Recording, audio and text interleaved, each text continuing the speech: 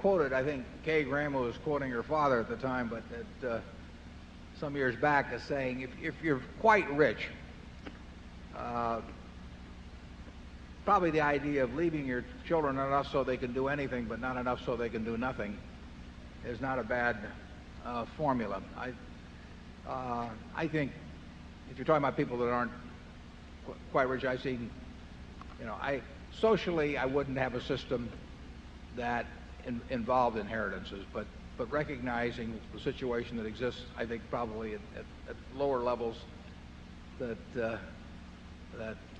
leaving to the children in this society is perfectly okay. But I believe enough in a meritocracy that if I were devising the system with a consumption tax and everything, I would probably make inheritance a form of consumption, and it would be very heavily taxed. Because I don't believe that because you happen to come out of the right womb, essentially, that you are entitled to live an entirely different life than somebody who wasn't quite as lucky in terms of womb selection. But in my own case, I follow the enough so they can do anything, but not enough so they can do nothing. I think that society showered all these. I was very lucky. I was wired the right way at the right time in history to do very well in this kind of a market economy where, as Bill Gates has told me, if I was born some thousands of years ago, I'd been some animal's lunch.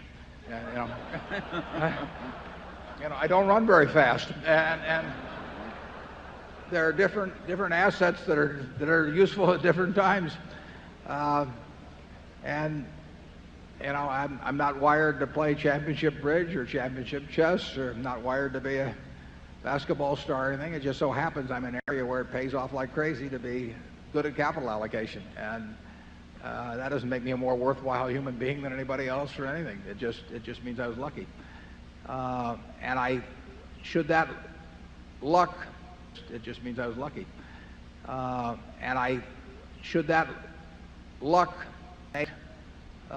enable many generations of people that I would have some reservations about that. So that's my own feeling on inheritance. But Charlie has a bigger family, and he can give you a better answer.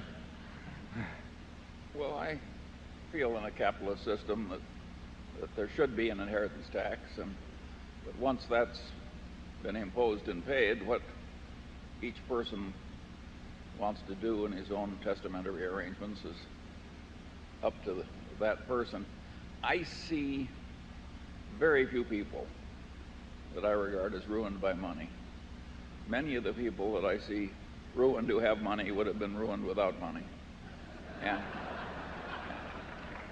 And I think the percentage of the people that are going to be living the life of the French aristocracy before the revolution is always going to be very small, and living the life of the French aristocracy before the revolution is always going to be very small, and there are plenty of grasping people to take the money away from a whole class of incompetents ruling the world as their money cascades ever higher. So I like a fair amount of charity, and certainly some testamentary charity is okay.